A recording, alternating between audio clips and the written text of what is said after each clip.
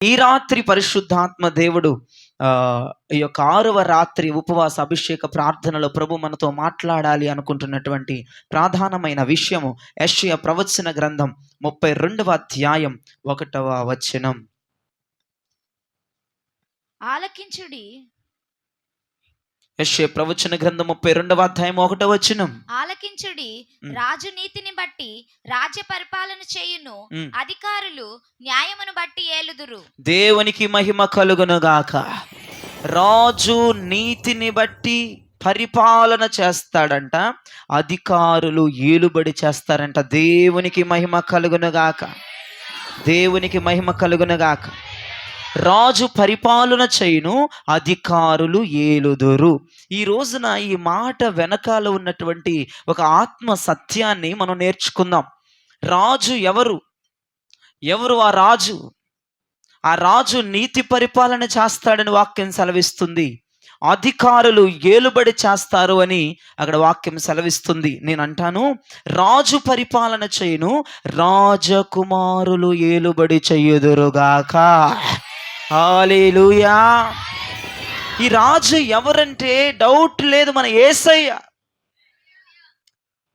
ఆయన రాజు, ఆయన నీతిని బట్టి పరిపాలన చేయు దేవుడై ఉన్నాడు. ప్రవచన గ్రంథాల్లో చెప్పకనే చెప్పారు, ఆయన నీతిని బట్టి పరిపాలన చేయుటకు ఆయన రాబోతున్నాడు. దేవునికి మహిమ కలుగునుగాక. ఆయన పరిపాలన నీతి పరిపాలన. ఆయన దావీదు సింహాసనమును స్వాధీనపరుచుకోబోతున్నాడని ఇతరితర గ్రంథాల్లో, పాత నిబంధన గ్రంథములో, ధర్మశాస్త్రములో ప్రవక్తలేంటి ప్రవచించారు ఆయన గురించి. ఆయన రాజుగా రాబోతున్నాడని, ఆయన దావీదు సింహాసనమును ఆస్వాదించబోతున్నాడని, అవరోధించబోతున్నాడని, ఆ సింహాసనం మీద కూర్చొని రాజ్య పరిపాలన, నీతి పరిపాలన చేయబోతున్నాడని ప్రవక్తలు చెప్పకనే చెప్పి ప్రవచించారు ఆయన గురించి. దేవునికి మహిమ కలుగునుగాక. హల్లెలూయా, హల్లెలూయా. ఎలాగైతే ఆ గ్రంథాల్లో యేసయ్య గురించి ప్రవచనం ఎత్తి ఆయన రాక మునిపే కొన్ని వేల సంవత్సరాల క్రితము యేసయ్య గురించి ప్రవచనాలు ఉన్నాయి. ఆయన ఎట్లా పడితే ఎట్లా రాలేదు భూమి మీదకి. ఆయన గురించి ప్రవక్తలు నానా రకములుగా ప్రవచనాలు పలికాడు. ఆయన వస్తున్న విధానాన్ని తెలియజేశారు. ఆయన ఎలా రాబోతున్నారో తెలియజేశారు. ఆయన వచ్చి ఏ సింహాసనము మీద ఆయన ఆసీనుడై ఉండి పరిపాలన చేస్తాడో తెలియజేశాడు.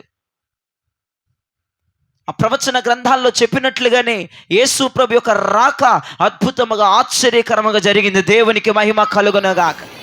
ఆయన వచ్చి ఆ ప్రవచనములన్నిటిని నెరవేర్చిన దేవుడై ఉన్నాడు మన యేసయ్య. అన్ని ప్రవచనాలు నెరవేర్చాడు.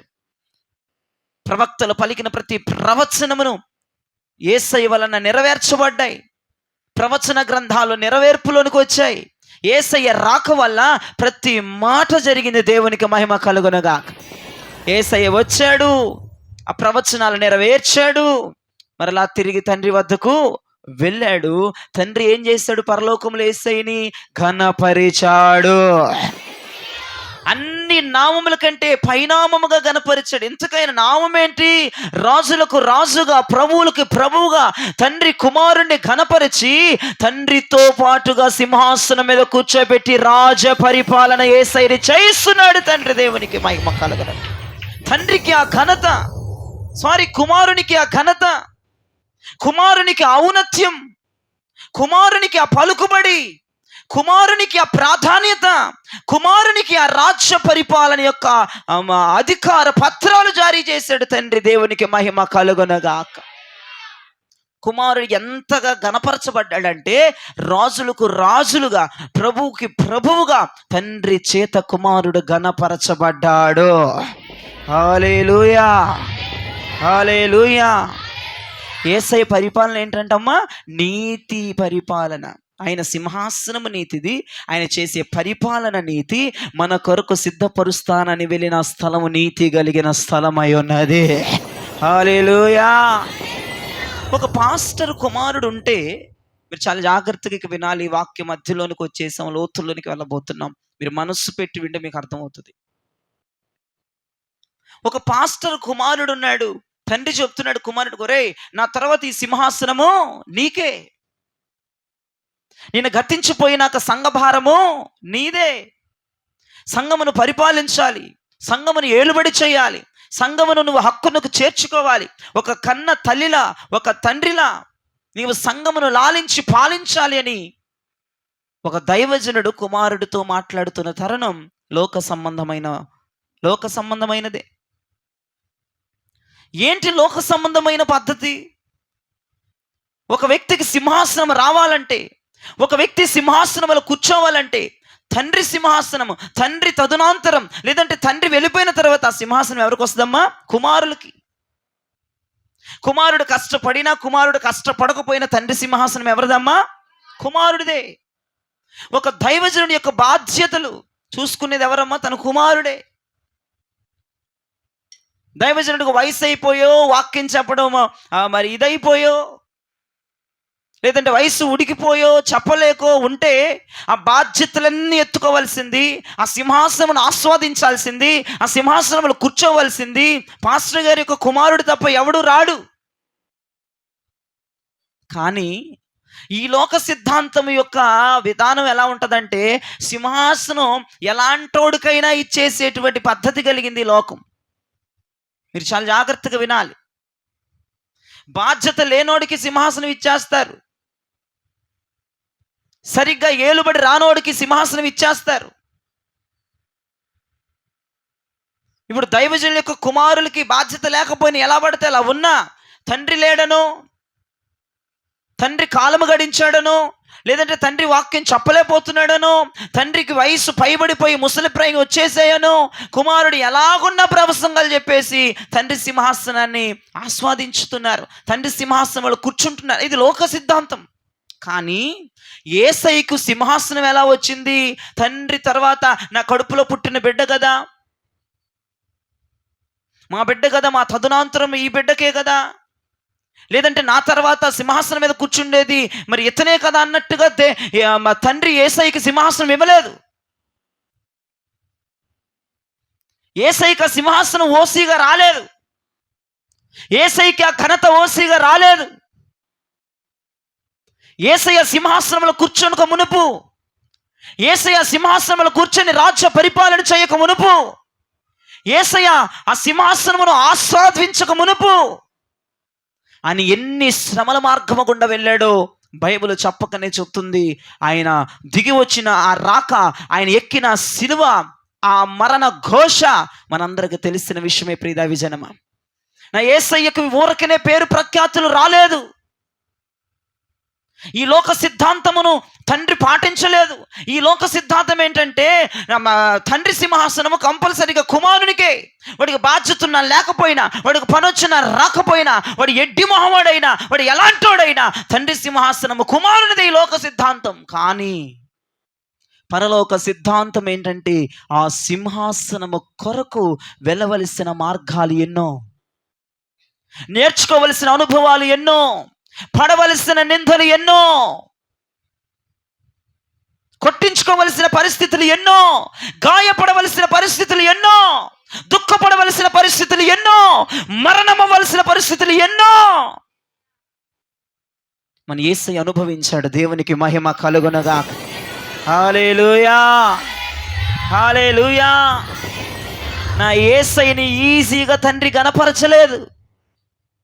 అమ్మ నా కుమారుడు కదా, నా తదునాంతరం నా బిడ్డకే కదా సింహాసనం అని యేసయ్య రానా కూర్చోరాని యేసయ్యకి ఇవ్వలేదు తండ్రి. అలాగున ఆయన నరావతారిగా భూమి మీదకు పంపించాడు. వెళ్ళవలసిన మార్గములన్నీ, ఒక వ్యక్తి భరించలేని మార్గాలు, ఒక మానవుడు సహించలేనటువంటి ఆ యొక్క భయంకరమైన సందర్భాల గుండా యేసయ్యని తండ్రి నడిపించాడు. ఎన్నో శ్రమలు, ఎన్నో నిందలు, ఎంతో దుఃఖము, ఎంతో భయంకరమైన శోధన. ఆయనకు ముసుగు వేసి, ఆ శిలువ శ్రమల్లో యేసయ్యకు ముసుగు వేసి, ముఖం మీద గుద్దుల మీద గుద్ది ఎవరు కొట్టారో చెప్పని హేళన చేసుకున్న పరిస్థితి. భయంకరముగా హింస, భయంకరముగా మారణహోండం, భయంకరమైన శోధన, భయంకరమైన శ్రమ. ఈ శ్రమలన్నిటి తదనంతరం, ఈ నిందలన్నిటి తదనంతరం, ఈ గాయం అంతటి తదనంతరం, ఈ కన్నీరు అంతటి తదనంతరం, ఈ మరణం అంతటి తదనంతరం, ఈ దుఃఖం అంతటి తదనంతరం, ఈ గుండె శోధన, ఈ నరక యాదన అంతటి తదనంతరము నా యేసయ్యని తండ్రి ప్రభువులకు ప్రభువుగా, రాజులకు రాజుగా ఘనపరిచి, అన్ని నామముల కంటే పైనామముగా కుమారుణ్ణి ఘనపరిచి, ఆయనతో పాటుగా ఆయన సింహాసనం ఇచ్చి నా ప్రభుని ఘనపరిచాడు. హల్లెలూయా. యెషయా ప్రవచన గ్రంథం 52వ అధ్యాయము 14-15 వచనాన్ని ఒకసారి చూడండి. నిన్ను చూచి ఉమ్, నిన్ను నిన్ను చూచి ఏ మనుషుని నరరూపము కంటే అతని ముఖమును, నరరూపము కంటే అతని రూపమును చాలా వికారమని చాలా మంది ఎలాగూ విస్మయం ఉందిరో, ఉమ్, అలాగే అతడు అనేక జనములను చిలకరించును. ఉమ్. రాజులు అతని చూచి నోరు మూసుకొనెదరు. దేవునికి మహిమ కలుగునుగాక. ఈ అమ్మాయి ఏంటి వాళ్ళ బాగా డల్ అయిపోతుంది, ఏం బాగా చదవట్లేదు. మీరు పట్టుకోవలసిన మాట, అతని ముఖం ఎలాగుందంటమ్మా? వికారముగా. చూసావా, వాళ్ళకి ఏం అర్థం కాలేదు నువ్వు చదివింది, అందుకే చెప్పలేకపోతున్నారు. యేసయ్య ముఖం ఎలా ఉందంటమ్మా? ఒక మనుష్యుడు చూసేటట్టుగా ఉందంటమ్మా యేసయ్య ముఖం? లేదంట, వికారముగా, భయంకరంగా, ఒక మనుషులు చూడలేనంతగా ఆయన ముఖం మారిపోయిందంటే ఎంత శోధించబడ్డాడో.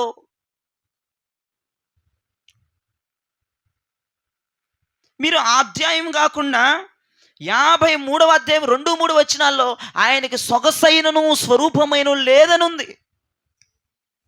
ఆయన సొగసును కోల్పోయాడు, స్వరూపాన్ని కోల్పోయాడు, మనుషుల చేత ఘనహీన పరచబడ్డాడు, మనుషుల చేత కొట్టబడ్డాడు, ఆయన రూపము కోల్పోయేంతగా, ఒక మనుషుడు చూడలేనంతగా ఒక వికారమైపోయింది మొహం, ఘనహీనుడిగా మార్చబడిపోయాడు, శ్రమలకి భయంకరంగా అప్పగించబడ్డాడు. కానీ 52వ వచనములో 52వ అధ్యాయం 15వ వచనంలో ఒక మాట చదివింది అమ్మాయి, ఏంటంటే రాజులు అతనిని బట్టి ఘనపరచుదురు.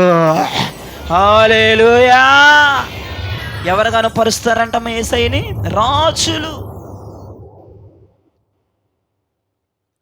యేసయ్యకి ఆ ఘనమైన పేరు ఎలా వచ్చింది? తండ్రి యేసయ్యని ఎందుకు ఘనపరిచాడు?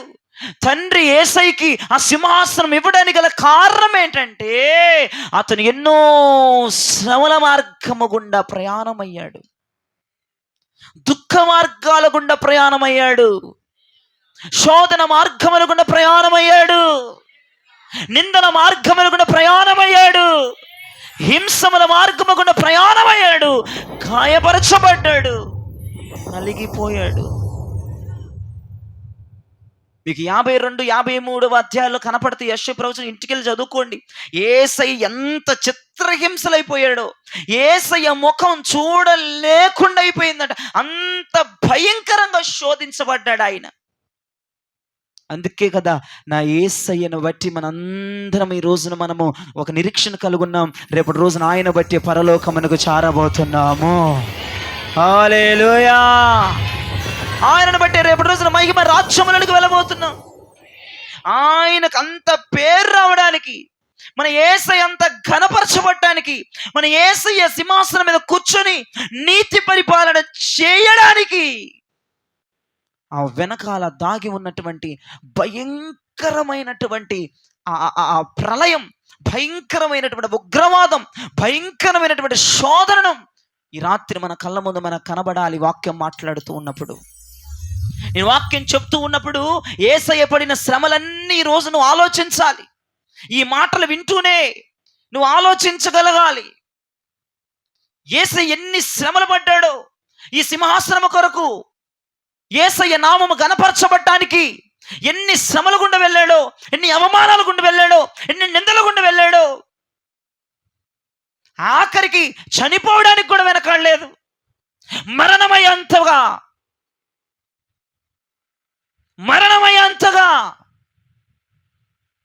ఒకసారి జ్ఞాపకం చేసుకోండి.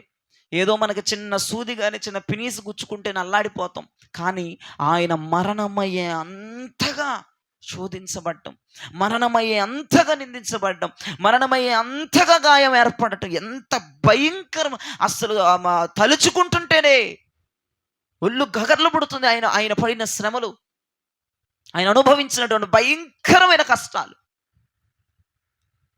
ఈ రోజున మహిమ కలిగిన రాజుగా, అసలు రాజులకే రాజు అయిపోయాడు, ప్రభువులకే ప్రభు అయిపోయాడు, తండ్రితో పాటుగా సమానంగా ధవలవర్ణ సింహాసనం మీద కూర్చొని ఏలుబడి చేస్తున్నాడంటే ఇది ఎంత సంతోషించవలసిన విషయం, ఎంత ఆనందించవలసిన విషయం అండి. మీరు జ్ఞాపకం చేసుకోండి. అయ్యా నువ్వు రాజులకు రాజు అయ్యా, నువ్వు ప్రభువులకు ప్రభు అయ్యాను మనం యేసుని ఆరాధిస్తున్నామంటే అసలు ఆయన ఆ పేరు సంపాదించడానికి ఎంత నలిగిపోయాడో ఈ రాత్రి మనం అందరం కూడా మదిలో ఉంచుకోవాలి.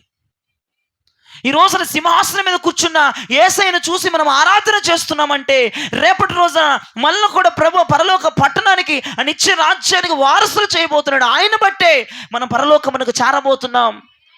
ఆయన అంత ఆధిపత్యం పొందుకున్నాడు, అంత అధికారం పొందుకున్నాడు, అంత పేరు పొందుకున్నాడు, అంత ఘనత పొందుకున్నాడు, అంత గొప్ప సింహాసనం పొందుకున్నాడు, అంత గొప్ప రాజ్య పరిపాలన పొందుకున్నాడంటే ఈ రోజున భూమి మీదకి వచ్చిన యేసయ్య అనుభవించినటువంటి ఒక భయంకరమైనటువంటి ఆ ప్రళయాన్ని ఒకసారి మన మధ్యలో ఉంచుకుందాం ఈ రాత్రి. ఊరకనే సింహాసనం అలాదే రాలేదు. ఒక పాస్టర్ కనుక ఎవరే నేను లేకపోతే సంఘభారం నువ్వు ఎత్తుకోరా, ఆ సింహాసనంలో కూర్చోరా అన్నట్లుగా ఈజీగా తండ్రి యేసయ్యకి సింహాసనం ఇవ్వలేదు. ఈజీగా కుమారుని యొక్క పేరుని తండ్రి గణపరచలేదు. ఆ పేరు రావాలన్నా, ఆ సింహాసనం పొందుకోవాలన్నా భయంకరమైన మార్గముల గుండా తండ్రి కుమారుని నడిపించాడు. దేవునికి స్తోత్రం కలుగునగాక. హల్లెలూయా, హల్లెలూయా. భయంకరమైన భయంకరమైన భయంకరమైన శ్రమలను, భయంకరమైన కష్టములను, భయంకరమైన నిందలను అనుభవించాడు ఆ పేరు కొరకు, ఆ సింహాసనం కొరకు. తండ్రి ఈజీగా ఇవ్వచ్చు కదా, అది తండ్రి సంపాదనే కదా, అది తండ్రి సింహాసనమే కదా, అది ఎట్లకేలకి కుమారుడికే చెందిద్దిగా. అది లోక సిద్ధాంతం. అది తండ్రి సింహాసనము కుమారుడు కష్టపడకపోయినా కుమారుడిదే. ఈ రోజున ఎవరైనా గవర్నమెంట్ జాబు కలిగిన వాళ్ళైతే తండ్రులు ఖచ్చితంగా తండ్రి తర్వాత ఎవరికమ్మా జాబు పదవి? కుమారునిదే. వాడు ఎంత పనికిమాలోడవని, ఎంత తిరుగుబోతాడవని, ఎంత బాధ్యత లేనోడవని ఖచ్చితంగా ఉద్యోగం వాడికే వస్తుంది. ఆ పోస్ట్లో వాడే ఉంటాడు. కానీ నా యేసు అంత ఈజీగా పొందుకోలేదు కదా ఏది కూడా. తండ్రి మనసు ఎలా ఉందంటే నా కుమారుడు భూమి మీదకి వెళ్ళాలి, తిన పాపములు కాదు వేరొక పాపములు ఇతని మీద వేసుకోగలగాలి, ఇతను ఆ పాపములు మొయ్యగలగాలి, ఆ శ్రమను అనుభవించగలగాలి, ఆ బాధను దిగమింగుకోగలగాలి. నా ఆలోచన ఈ కుమారుడు చేయగలగాలని తండ్రి మనస్సులో ఉన్న ప్రతి ఆలోచన, తండ్రి మనస్సులో కుమారునికి కష్టము తెలియాలి. ఈ కుమారుడి పేరు గణపరచబడాలన్నా, ఈ కుమారునికి సింహాసనం ఇవ్వాలన్నా తండ్రి మనసులో ఉన్న ఆలోచన కుమారుడిని నెరవేర్చాలని చెప్పి తండ్రి భూమి మీదగా పంపించి చిత్రహింసలు కూడా నడిపించాడు అని చెప్పడంలో ఈ సందేహము కూడా లేదు. భయంకరమైన వీధుల్లో తిప్పాడు అనటంలో ఏ సందేహము లేదు. యేసు ప్రభుని భూమి మీద ఎవరన్నా కదిలించిన అంటాడు, నా తండ్రి చిత్తం నేను చేస్తున్నాను అంటాడు. గ్రంథపు చుట్టలో నా గురించి రాయబడిందంతా నేను ఇప్పుడు నెరవేరుస్తున్నాను అంటాడు. ఏంటి? కొట్టబట్టం తండ్రి చిత్తమా? దూషించబట్టం తండ్రి చిత్తమా? అది తండ్రి ఆలోచన. ఏమండి, భూమి మీద ఒక తండ్రి కుమారుడు కష్టముల గుండా శ్రమల గుండా వెళ్ళాలని ఏ తండ్రిని అనుకుంటాడండి? నా కుమారుడు హ్యాపీగా ఉండాలి, నా కుమారుడు సంతోషంగా ఉండాలి, నా కుమారుడికి కష్టం విలువ తెలియకూడదు, కన్నీరు విలువ తెలియకూడదు. చాలామంది చాలా పర్సెంట్ తండ్రులు అలా ఆలోచించరు. నేను నలిగిపోయినా పర్లేదు, నా కుమారుడికి మంచి స్థానం ఇవ్వాలనుకుంటారు. కానీ తండ్రి ఉద్దేశం చూడండి, తండ్రి మనస్సు చూడండి, యెహోవా దేవుని ఆలోచన చూడండి, కుమారుడి పట్ల కలిగి ఉన్న వైఖరి చూడండి. ఆ తండ్రి ఏ ఆలోచన అయితే ఆలోచించాడు, ఏ మనస్సుతో అయితే ఉన్నాడో ఆ ఆలోచనని, ఆ మనస్సుని కుమారుడు నెరవేర్చేశాడు. Praise the lord. తండ్రి మనసులోని ప్రతి ఆలోచన కుమారుడి ద్వారా నెరవేరబడింది. నాకు ఈ మాటకు నవ్వు వచ్చింది.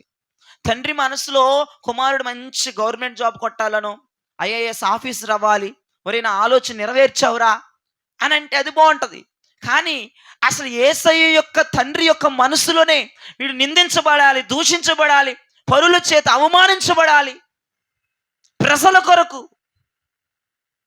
వీడు నరవతరిగా వెళ్ళాలి, ఎంత విడ్డూరంగా లోకానికిని పరలోక సిద్ధాంతానికిని తండ్రి మనసునికి ఎంత విడ్డూరం అనిపించిందో నాకు రాత్రి ధ్యానం చేస్తూ ఉన్నప్పుడు.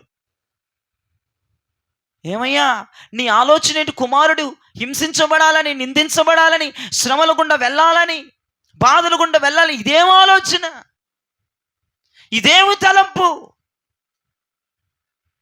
ఒక్కసారి పరలోక సిద్ధాంతాన్ని మీరందరూ కూడా అంగీకరించవలసిందిగా ప్రభువు పేరిట మనవి చేస్తాను. దీంట్లో ఒక నగ్న సత్యం, ఒక ఆత్మీయ సత్యం ఉంది.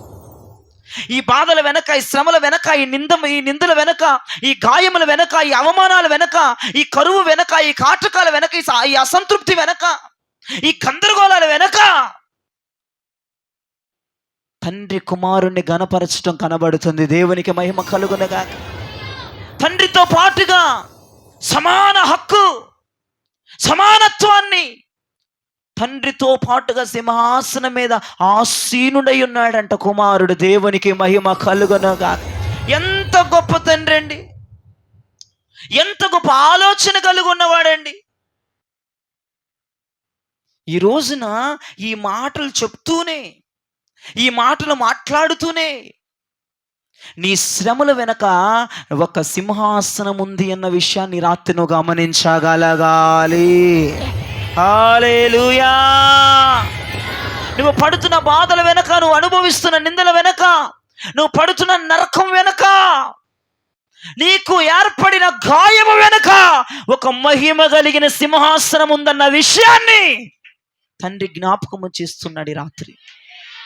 అర్థమవుతుందా? తండ్రి కుమారులిద్దరి సంభాషణలో తండ్రి ఆలోచించిన ఆలోచన కుమారుడు నెరవేర్చడము ద్వారా కుమారుని నామము ఘనత పొంది ఉన్నది, కుమారునికి సింహాసనం దక్కి ఉన్నది. ఈ రోజున కుమారుడు ఎన్ని శ్రమలు అనుభవించాడు, ఎన్ని నిందలు అనుభవించాడు, ఎంత కరువు అనుభవించాడు, ఎంత కాటకం అనుభవించాడు. మీకు విషయం చెప్పిన, నక్కలకు బొరియలను, పక్షులకు గూళ్ళు ఉంది, కానీ మనుష్య కుమారునికి తలదాచుకోవడానికి స్థలము లేకపోయింది. ఎంత భయంకరమండి.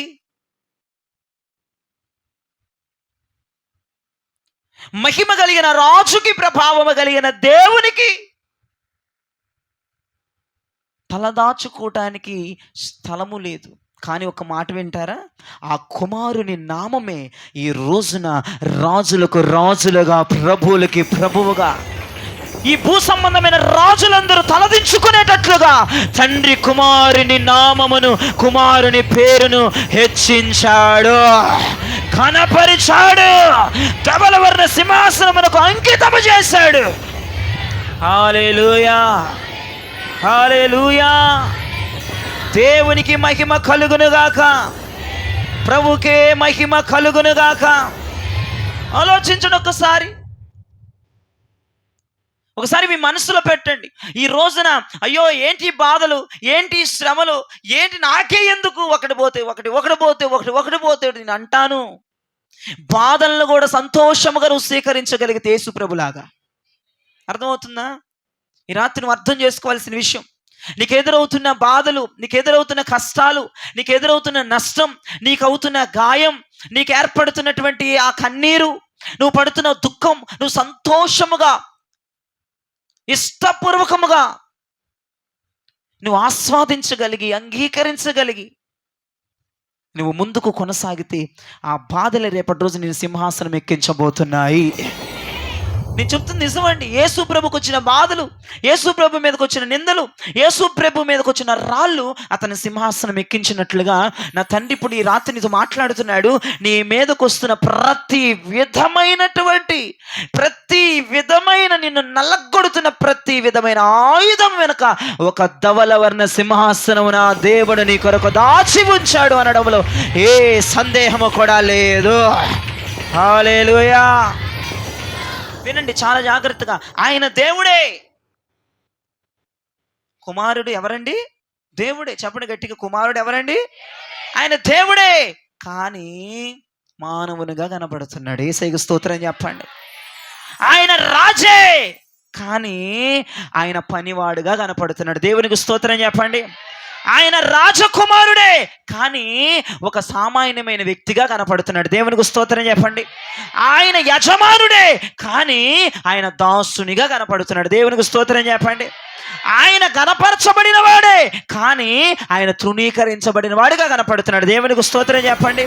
ఆయన ధనవంతుడే, కానీ ఆయన దరిద్రముగా కనపడుతున్నాడు. యేసయ్యకు స్తోత్రం చెప్పండి. అర్థమవుతుందమ్మా? కుమారుడు దేవుడు, కానీ ఆయన ఎలా కనపడుతున్నాడు ప్రపంచానికి? మానవుడు, మనుష్యునిగా. ఆయన ఎవరో తెలుసండి? ఆయన యజమానుడు, కానీ ఎలా కనపడుతున్నాడు? దాసునిగా, పనివానిగా. ఆయన ధనవంతుడు, కానీ ఎలా కనపడుతున్నాడు లోకానికి? దరిద్రునిగా.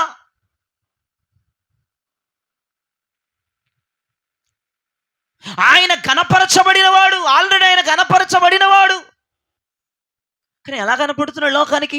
తృణీకరించబడిన వానిగా. దేవునికి స్తోత్రం కలుగునుగాక. హల్లెలూయా. ఇవన్నీ జరిగిన తర్వాత దేవుడికి అగపడవలసిన వాడు మనుషునిగా అగపడ్డాడు. భూలోకానికి వచ్చి ఒక నరవతారం ఎత్తొచ్చాడు. కానీ వాస్తవం ఏంటో తెలుసా? నర అవతారం ఎత్తాడు, కానీ ఆయన దేవునిగా ఆయన కనపరుచుకోలేదు. దేవునికి స్తోత్రం కలుగునుగాక. ఆయన ఒక మానవుడిగా,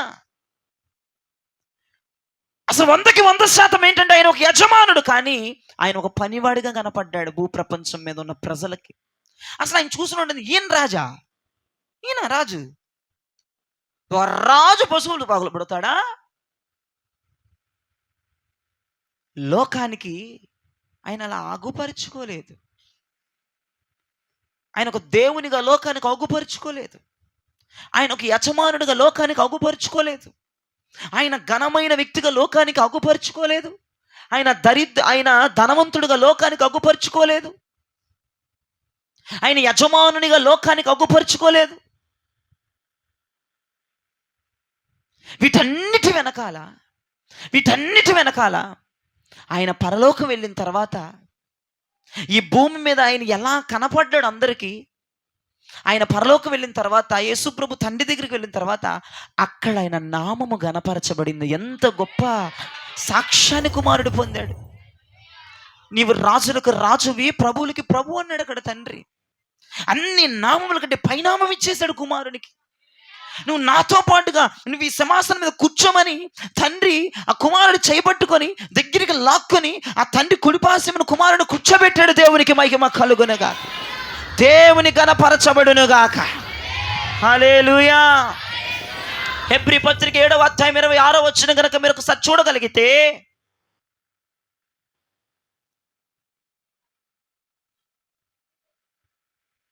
హెబ్రీ పత్రిక 7వ అధ్యాయము 26వ వచనం, పవిత్రుడును నిర్దోషియు నిష్కల్మషుడును పాపులలో చేరక ప్రత్యేకముగా ఉన్నవాడును ఆకాశ మండలము కంటే మిక్కిలి హెచ్చైన వాడునైనా ఇట్టి ప్రధాన యాజకుడు మనకు సరిపోయిన వాడు. ఆయన మనకు సరిపోయిన వాడై ఉన్నాడు.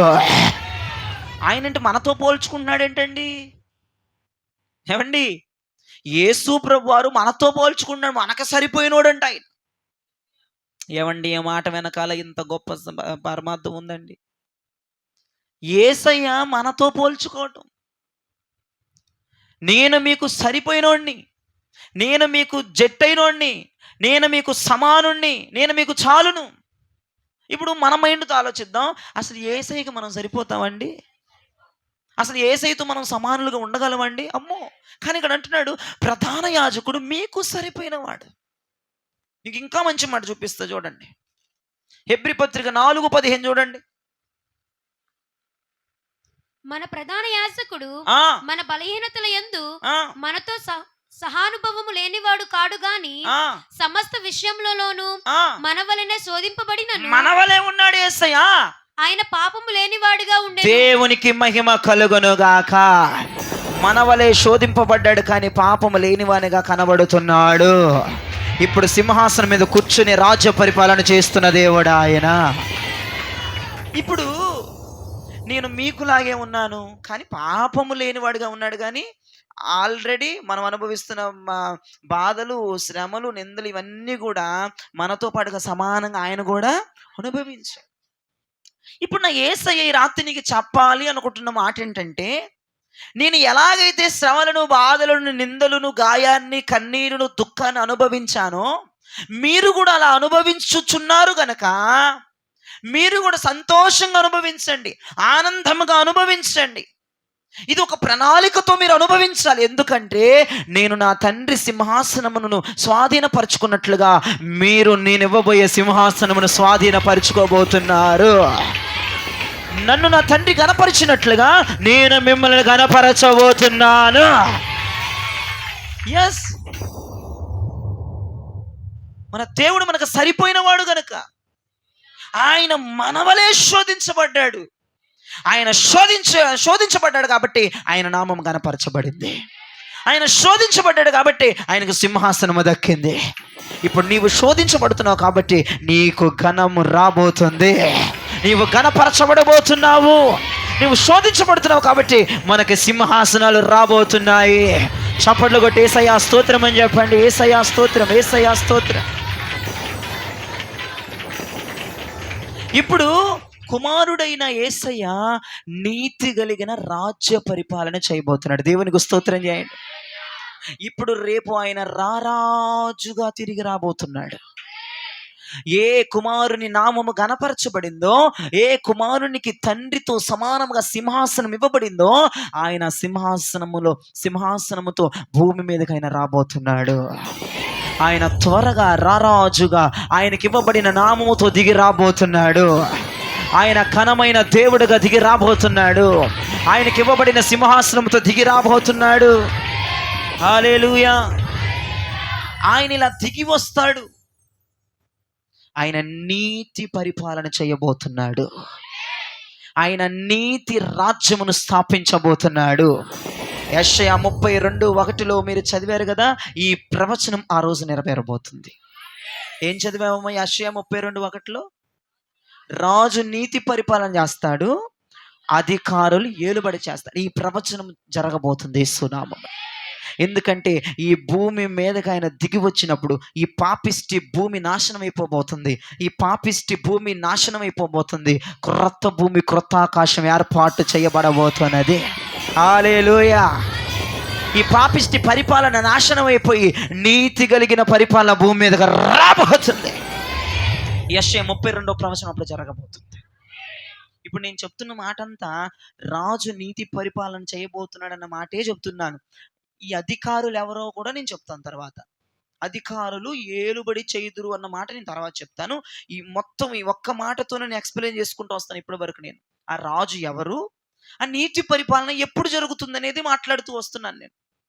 ఆ నీతి పరిపాలన, ఈ భూమి మీద నీతి పరిపాలన జరగాలంటే ఈ పాపిష్టి భూమి నాశనం అయిపోవాలి. ఈ పాపిష్టి భూమి నాశనానికి గురవ్వాలంటే ఆయన సింహాసనముతో పాటుగా, ఆయన ఘనమైన పేరుతో పాటుగా మన మధ్యలోనికి దిగి రాబోతున్నాడు. అప్పుడు నీతి పరిపాలన ఇక్కడ జరగబోతుంది. ఈ పాపిష్టి భూమి మీద కాదు, ఇది నశించి క్రొత్త భూమి, క్రొత్త ఆకాశముగా ఒక విచిత్రమైనటువంటి ఒక అట్మాస్ఫియర్ కలగబోతుంది. ఇక్కడ అంతా నీతి కనపడదు, ఎక్కడ చెడు కనపడదు. దేవునికి మహిమ కలుగునగా. ఎక్కడ పాపిష్టి వారాలు ఉండవు. మీకు మంచి మాట చెప్పనా, మా సింహము గొర్రెపిల్ల ఒక చోటనే విశ్రమించబోతున్నాయి. ఆ రోజు అది జరగబోతుంది. సింహము గొర్రెపిల్ల ఒక్క చోటనే విశ్రమించబోతున్నాయి. ఆకలి దప్పులు ఉండవు, నిద్రాహారాలు ఉండవు. ఇక శ్రమ ఉండదు, ఇక శోధన ఉండదు, ఇక దుఃఖం ఉండదు, ఇక కన్నీరు ఉండదు, ఇక గాయం ఉండదు, ఇక హింస ఉండదు. హల్లెలూయా! ఒక క్రొత్త భూమి, క్రొత్త ఆకాశం ఏర్పాటు చేయబడబోతుంది. ఆ నీతి కలిగిన వాడు, ఆ సింహాసనం మీద కూర్చొని ఏలుబడి చేస్తున్నవాడు, రాజులకు రాజుగా, ప్రభువులకు ప్రభువుగా ఆయన నామము గణపరచబడిన వాడు త్వరగా మన మధ్యకు రాబోతున్నాడు. ఆయన నీతి పరిపాలన ఇక్కడ జరిగించబోతున్నాడు. హల్లెలూయా! దేవునికి మహిమ కలుగునుగాక. కొన్ని ప్రవచనాలు నెరవేరాయి, ఇంకొన్ని ప్రవచనాలు ఆయన వచ్చినప్పుడు నెరవేరబోతున్నాయి. ప్రవచన గ్రంథాలన్నీ మీరు చూసుకోండి. ఆల్రెడీ దేవుడు మొదటి రాకనికి కొన్ని ప్రవచనాలన్నీ ఏం చేయబడ్డాయమ్మా? నెరవేర్చబడ్డాయి. నరవతారిగా వచ్చిన 2000 సంవత్సరాల క్రితం యేసు ప్రభు నరవతారిగా వచ్చాడు. కొన్ని ప్రవచనాలన్నీ అలా నెరవేరాయి. ఇంకొన్ని ప్రవచనాలు ఉన్నాయి. నీతి పరిపాలన అంటున్నావు చూసావా, రాజ్య పరిపాలన అంటున్నావు చూసావా, నీతి కలిగిన వాడు నీతి పరిపాలన చేయబోతున్నాడు, రాజు పరిపాలించబోతున్నాడు అంటున్నావు చూసావా.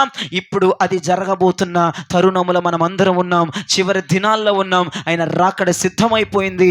ఆయన సింహాసనముతో, నా తండ్రి ఏ సింహాసనం అయితే ఇచ్చాడో ఆ సింహాసనాన్ని మేఘము చేసుకొని మేఘాల మీదగా ఆయన రాబోతున్నాడు. ఆయన ఘనమైన దేవుడుగా రాబోతున్నాడు. మా కుమారుడు ఏం చేయబడ్డాడు? ఘనపరచబడ్డాడు. అదే ఘనమైన దేవుడు ఘనుడుగా దిగి రాబోతున్నాడంట, మహామహిమతో దిగి రాబోతున్నాడంట, ఒక రాజుగా దిగి రాబోతున్నాడంట. ఏమండి, మొదటి రాకడ ఎలా దిగి వచ్చాడండి? ఆయన దరిద్రుడుగా. ఇప్పుడు ఎలా దిగి రాబోతున్నాడండి? రాజుగా. హల్లెలూయా! ఆయన అలా దిగి వచ్చినప్పుడు పాపిష్టి భూమి నాశనం అయిపోబోతుంది. పాపిష్టి భూమి నాశనం అయ్యి క్రొత్త భూమి, క్రొత్త ఆకాశం ఏర్పాటు అవబోతుంది. అంతేకాదు ప్రియ దేవజనమా, ఆ నీతి కలిగిన వాడు నీతి పరిపాలన ఇక్కడ జరిగించబోతున్నాడు. హల్లెలూయా! ఇప్పుడు రెండో మాటలోకి వద్దాం. ఆ నీతి కలిగిన రాజు పరిపాలన చేస్తుండగా ఆయనతో కొంతమంది అధికారులు ఉన్నారంట. వినండి, ఎవరున్నారంటండి? ఆయనతో కొంతమంది అధికారులు ఉన్నారంట. ఎవరు అధికారులు? నేను ఫస్ట్ ఒక మాట అన్నాను, అధికారుల ప్లేస్లో ఒక మాట పెట్టాను నేను, రాజకుమారులు. దేవునికి మహిమ కలుగునుగాక. ఎవరు వీళ్ళు? వీళ్ళు ఎక్కడున్నారు అంటే, వీరు రేపటి రోజున ప్రభుతో పాటుగా రాబోతున్నారు. ఘనపరచబడిన ప్రభు ఉన్నారు చూసారు, మన ప్రభు రాజులకు రాజుగా, ప్రభులకు ప్రభుగా తండ్రి అయిన కుమారుడు గణపరిచాడు కదా. ఆ ఘనమైన దేవునితో ఈ రాజకుమారులు దిగిరాబోతున్నారు, ఈ అధికారులు దిగిరాబోతున్నారు. యేసయ్య చుట్టూ ఒక అధికార గుంపు ఉందంట. రాజు ఆయన కుమారులు గుంపు ఉందంట అక్కడ. ఆ గుంపుతో రేపటి రోజున యేసయ్య భూమి మీదకి రాబోతున్నాడు. దేవునికి స్తోత్రం కలుగునగా. హల్లెలూయా! యేసయ్య కూర్చున్న సింహాసనమే మేఘము చేసుకుని దిగిరాబోతున్నాడు. ఆయనతో పాటుగా ఈ అధికారులు, అదే ఈ రాజుని యొక్క కుమారులు కూడా ఆయనతో పాటుగా దిగిరాబోతున్నారు. దేవునికి స్తోత్రం కలుగునుగాక. అసలు ఎవరు ఈ రాజకుమారులు అంటే, వాక్యం ఇలా సెలవిస్తుంది. ప్రకటన గ్రంథం 3వ అధ్యాయం 21వ వచనములో ఈ రాజకుమారులు ఎవరు? యేసయ్యతో పాటుగా దిగి వచ్చే, ఆ రాజుతో పాటుగా దిగి వచ్చే ఈ కుమారులు ఎవరు? నేను జయించి నా తండ్రితో కూడా ఆయన సింహాసనం నందు కూర్చుండి ఉన్న ప్రకారము. యేసయ్య చెప్తున్నాడు చూడండి, నేను జయించి నా తండ్రితో కూడా సింహాసనంలో కూర్చున్నట్లుగా జయించు వానిని నాతో కూడా నా సింహాసనం నందు కూర్చుండనిచ్చేదను. గట్టిగా చప్పట్లు కొట్టి యేసయ్య స్తోత్రం అని చెప్పండి. యేసయ్య స్తోత్రం, యేసయ్య స్తోత్రం, యేసయ్య స్తోత్రం, యేసయ్య స్తోత్రం అని అన్నాడు. కుమారుడు నేసి అన్నాడు, నేను జయించి నీ సింహాసనమే కూర్చున్నాను. నాకు ఈ సింహాసనం ఊరకనే రాలేదు. ఏదో నా తండ్రికి కుమారుని కదా, వంశపారంపరంగా ఎలాగైనా ఆస్తులు కుమారునికి, సింహాసనాలు కుమారునికి, అధికారం కుమారునికి, కిరీటాలు కుమారునికి, నాకు అట్లా రాలా. యేసయ్య అంటున్నాడు, నేను జయించి నా తండ్రితో పాటు సింహాసనంలో కూర్చున్నట్లుగా జయించిన వాడు ఎవడైతే ఉంటాడో, ఎవడైతే నేను జయించినట్లు జయిస్తారో, ఎవరైతే నేను బ్రతికినట్లు బ్రతుకుతారో, ఎవరైతే నేను ఎదిరించినట్టు పాపముని ఎదిరిస్తారో, ఎవరైతే నేను జయించినట్లు కూడా జయిస్తాడో, వాడు నాతో పాటుగా నా సింహాసనం ఇస్తాను. హల్లెలూయా! ఎవరండి రాజకుమారులు అంటే? వీరు జయించిన వారు. ఈ రాజకుమారులు యేసయ్యతో రేపు రాబోయే అధికారులు, వీరు జయించిన వారు. యేసయ్య రాజు కదా, ఆయన రాజుగా రాబోతున్నాడు కదా. మరి రాజు కుమారులు ఇప్పుడు రాజు జయించినోడైతే జయించిన రాజుకి జయించిన కుమారులు ఉన్నారంట. హల్లెలూయా. రాజు జయించాడు, కుమారులు లోబడలా, కుమారులు కూడా జయించారు. యేసే అంటున్నాడు, నేను జయించాను గనక నాకులాగా నా పిల్లలందరూ జయిస్తే నా పిల్లలకి నా సింహాసనం ఇత్తును. హల్లెలూయా. నా బిడ్డలు నేను ఏలుబడి చేస్తున్నట్లుగా మీరందరూ ఏలుబడి చేయబోతున్నారు. హల్లెలూయా. చూసారా, యెషయా గ్రంథం 32వ అధ్యాయం 1వ వచనం యొక్క ప్రవచనం యొక్క నగ్న సత్యాలు ఇవి. రాజు నీతి పరిపాలన చెయ్యును, అధికారులు ఏలుబడి చెయ్యును. ఆ రాజు నీతి పరిపాలన చేయడానికి ఎన్ని కష్టాలు పడ్డాడో చెప్పాను నేను. ఆ సింహాసనాన్ని సంపాదించడానికి ఎన్ని జయించాడో చెప్పాను నేను. ఆ కుమారుని పేరు గణపరచబడ్డానికి ఎన్ని చేశాడో నేను చెప్పాను. ఈ అధికారులు, ఈ రాజకుమారులు కూడా, వీరు కూడా యేసు ప్రభులాగా జయించునోళ్ళేనంటండి. ఈ జయించిన గుంపు యేసు ప్రభుకి కుమారులు అంటండి. దేవునికి స్తోత్రం కలుగును గాక. ఇంకా మీరు వీళ్ళు ఎవరు అని మీరు తెలుసుకోవాలని ఉంటే మొదటి సమూయేలు గ్రంథంలో 2వ అధ్యాయం 8వ వచనంలో చెప్పకనే చెప్తుంది వాక్యం అక్కడ. మొదటి సమూయేలు 2వ అధ్యాయం 8వ వచనం. దరిద్రులను అధికారులతో కూర్చుండబెట్టుటకును మహిమ కలిగిన సింహాసనమును స్వతంత్రింప చేయుటకును వారిని మంటిలో నుండి ఎత్తువాడు ఆయనే. లేమి గల వారిని పెంట కుప్ప మీద నుంచి లేవనెత్తువాడు ఆయనే. భూమి యొక్క స్తంభములను యెహోవా వశములో ఉన్నాయి. లోకమును వాటి మీద ఆయన నిలిపి ఉన్నాడు. దేవునికి మహిమ కలుగును గాక. ఎవరి అధికారులు, ఎవరి రాజకుమారులు అంటే వారు దరిద్రులై ఉన్నారు. ఎవరంటండి వాళ్ళు? ఇప్పుడు ఎంతో మంది ఇక్కడ దరిద్రులు ఉన్నారు.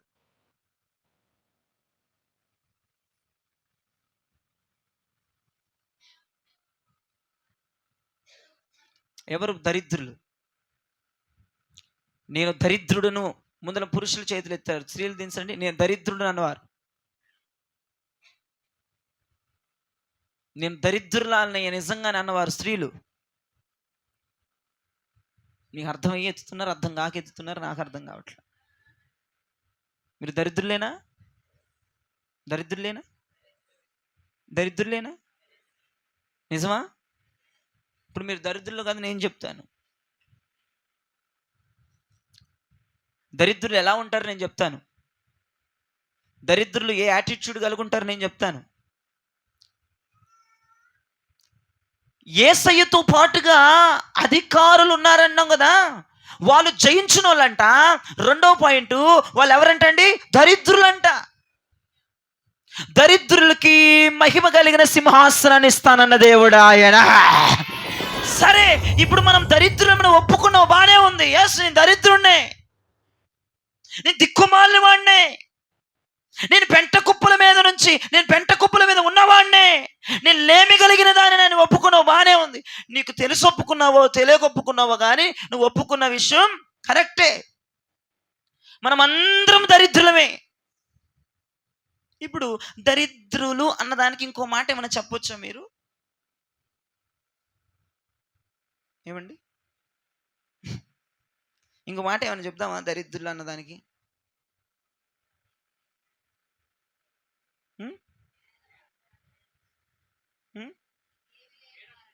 ఏమి లేని వాళ్ళు. ఓకే, నా యేసయ్య దరిద్రులకే మహిమ కలిగిన సింహాసనం ఇస్తాడంట.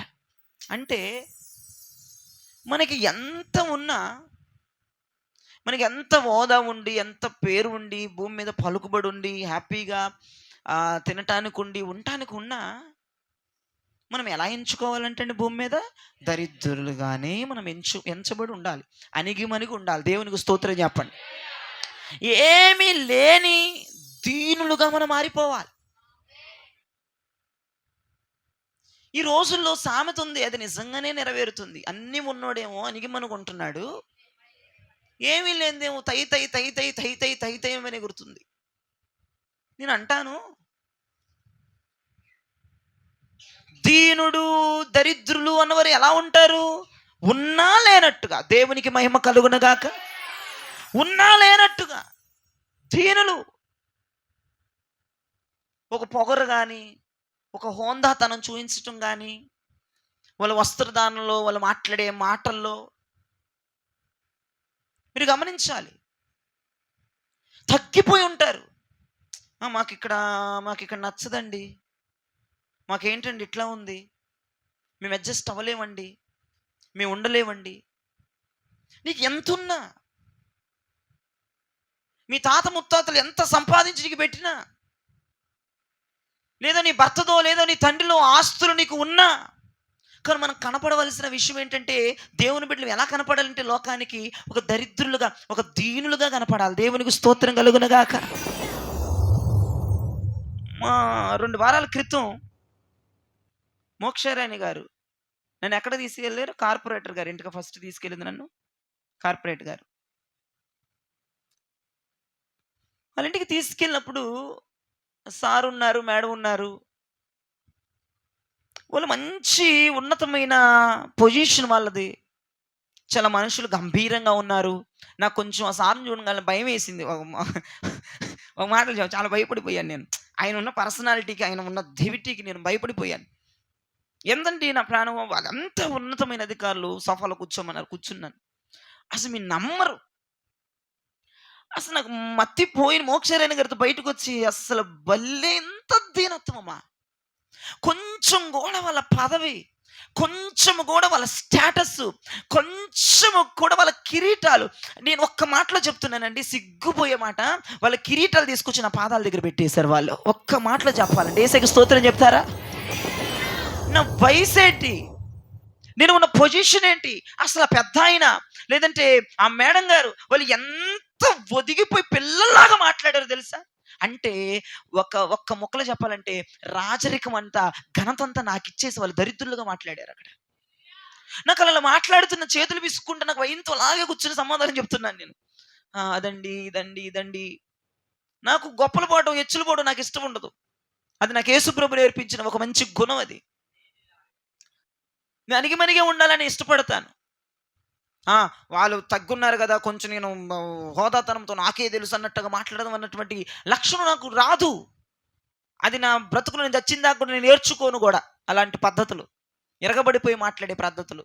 నాకు అవకాశం ఇచ్చారు కదా, నాకు చేయూత ఇచ్చేశారు కదా, నాకే పదవి ఇచ్చేశారు కదా, నాకే అంత స్థాయి ఇచ్చేశారు కదా అని వాళ్ళ మీద నేను ఏలుబడి చేయడం, పెత్తనం చేయడం చేయదు. అసలు నిజంగా ప్రార్థన చేస్తుంటే నాతో ఏకీభవిస్తూ అసలు అధికారులు ఏడుస్తున్నారండి, మొరపెడుతున్నారు ప్రభుకి. చివరికి మేడం గారు కానుక నా చేతులు పెడుతున్నా, నాన్న చిన్న మేడమైన పెద్ద మనసుతో చేసిన ప్రార్థన బట్టి నేను ప్రభుని స్తుతిస్తున్నాను, చాలా చక్కగా ప్రార్థన చేశావు. ఆవిడ ఏలూరులో ప్రార్థన జరగాలి, టైం అయిపోతుంది. ఆవిడే వెళ్ళి ఆవిడే అప్లిస్కే ముక్కలు కోసిచ్చి, పని మనిషితో కోయించవచ్చుగా, లేదంటే ఎవరితో ఒకరు చేయొచ్చుగా. ఏలు కూడా కోసేసుకుందంట ఆమె కంగారులో. అసలు ఆమెకి ఏం పని? మోక్షరాయన అమ్మ మోక్షం ఎల్లు కోయమ్మ యాప్లిస్కి వెళ్ళండి అంగోయిదా. ఆమె చేతులతో ఆమె ఏలు కూడా తెగిపోయిందని నాకు తెలియదు, ఇప్పుడు చెప్తున్నారు ఆవిడ. నేను అంటాను, మనల్ని దేవుడు ఎంత భూమి మీద ఆశీర్వదించిన, దేవుడు భూమి మీద మనకి ఎన్నిచ్చినా మనము దరిద్రులుగానే మనం ఎంచుకోవాలి, దరిద్రులుగానే కనపడాలి, దీనులుగానే బ్రతకాలి. దేవునికి మహిమ కలుగునగా. నేను అంటాను, అయ్యా దీనులుగా బ్రతికినోడిని నా దేవుడు మహిమ కలిగిన సింహాసనాన్ని ఇవ్వబోతున్నాడు. దీనులుగా ఎవరు బ్రతుకుతారో వారికి మహిమ కలిగిన సింహాసనం. పొగరు నీ పద్ధతిలో కనపడకూడదు. చాలా మంది జీవితంలో పొగరులు కనపడుతున్నాయి. ఏమీ లేదు అక్కడ, నీకు వెనక పాసు చూసి వెనక తిరిగి చూస్తే ఏమి లేదు నీకు. ఎంత పొగరు, ముట్టె పొగరులు,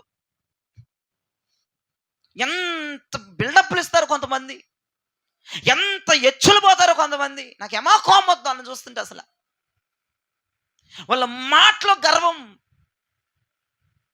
మా ఫ్యామిలీ ఇదండి, లేదంటే మా స్టేటస్ ఇదండి, లేదా మా ఘనత ఇదండి. ఏంటి నీ స్టేటస్, ఏంటి నీ ఘనత? యేసు ప్రభు కంటే గొప్పదానివా నువ్వు? యేసు ప్రభు కంటే గొప్పవాడువా? అంత పెద్ద స్టేటస్ కలిగినోడు పశువుల పాకల కంపు కొట్టే స్థానంలో బ్రతికాడు ఆయన, పుట్టాడు ఆయన, జన్మించాడు ఆయన. ఆయన చూసన్న దీనత్వం నేర్చుకోవద్దా? ఆయన చూసన్న దరిద్రులుగా మనం ఎంచుకోవద్దా?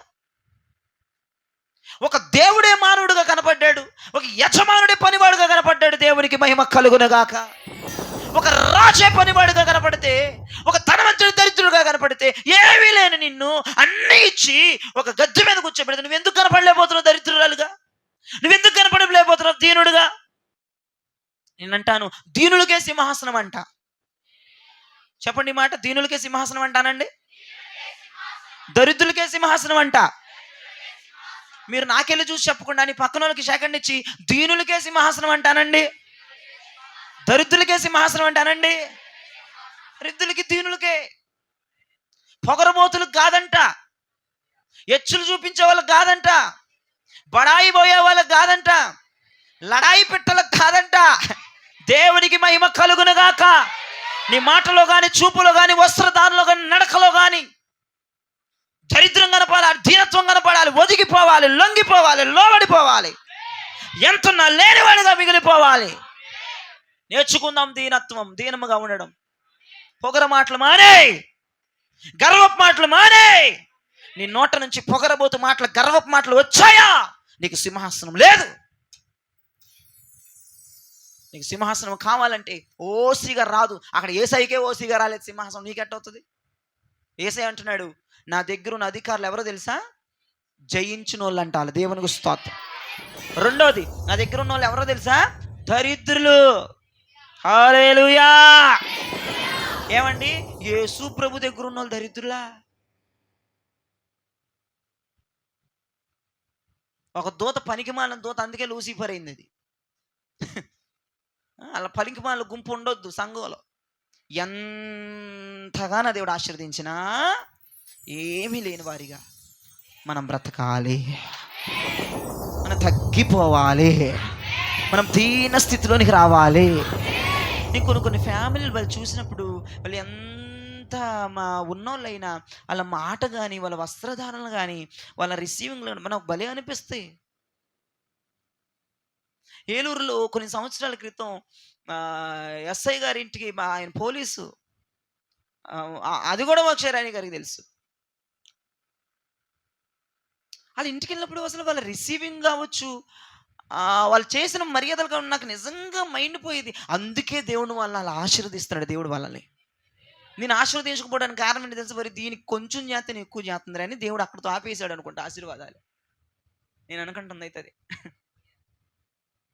నన్ను ఆశీర్వదించని నేను ఆశీర్వదించట్లేదంటే, ఏదో కొంచెమే నీకు కొంచెం ఇస్తే నువ్వు 100 చేస్తున్నావేమో, అందుకే దేవుడు నిన్ను ఆశీర్వదించట్లేదు అనుకుంటున్నాను.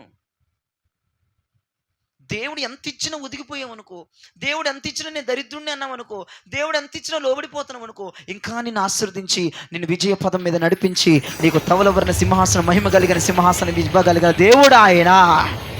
హల్లెలూయా. 40వ కీర్తన 2-3 వచనాలు చూడండి ఒకసారి.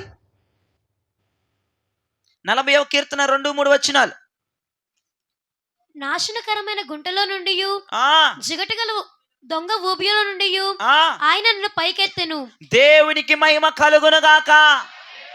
ఎక్కడున్నాడంటమ్మా? నాశనకరమైన గుంట, జిగట కలిగిన దొంగ ఊబి.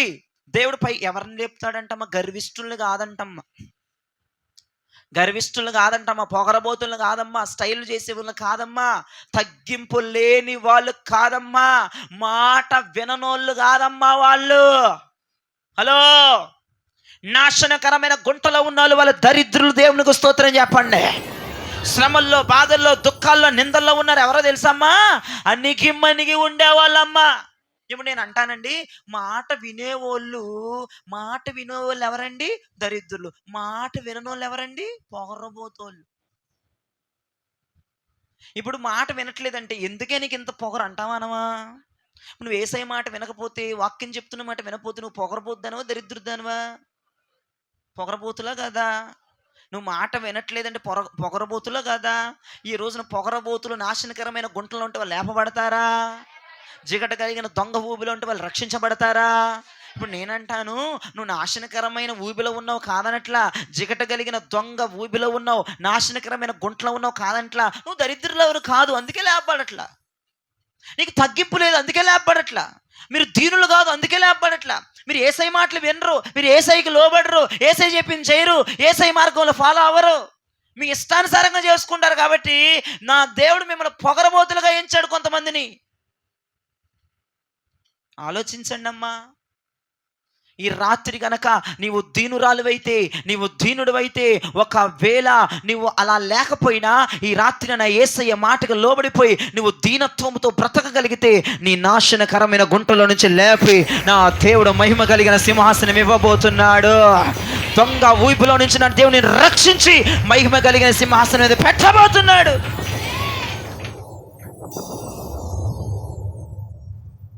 మన హోదా చూపించకూడదంట అనండి ఒకసారి. మన జ్ఞానం పని చేయకూడదంట అనండి ఒకసారి. మన అధికారాలు ఏమి పని చేయకూడదంట. పేతురు తెల్లవారుజామున 4వ జామున యేసు ప్రభు వారు సముద్రం మీద నడుస్తూ వస్తే వామ్మో అద్భుతం, దయ్యం వచ్చేస్తుంది అన్నారు. భయపడమాకండి నేనే అన్నాడు. పేతురు నువ్వైతే నేను వస్తా, నువ్వేనా? నేనే, అయితే నేను నడుస్తా నీకులాగా అన్నాడు. నడువు, నీ విశ్వాసం బలపరచబడునుగాక, నడువు అన్నాడు. నడిచాడు. 1 2 3 డామిక మునిగిపోతున్నాడు. నాకు ఒకటి అర్థం కాలేదు, నాది యేసయ్య నా మనసులో పెట్టిన మాట, పేతురుకి ఈత రాదంటారా?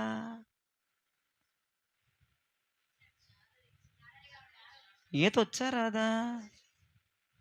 ఎందుకు ఈత కొట్టలేదు? ఎందుకు దేవుడిని నన్ను రక్షించన్నాడు?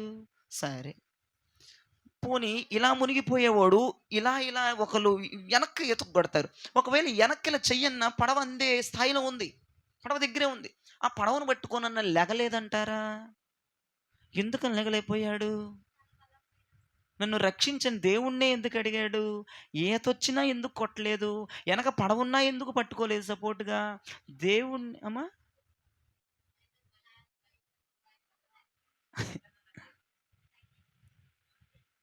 పేతురు ఎచ్చులు అక్కడ చూపించలే దేవుని దగ్గర.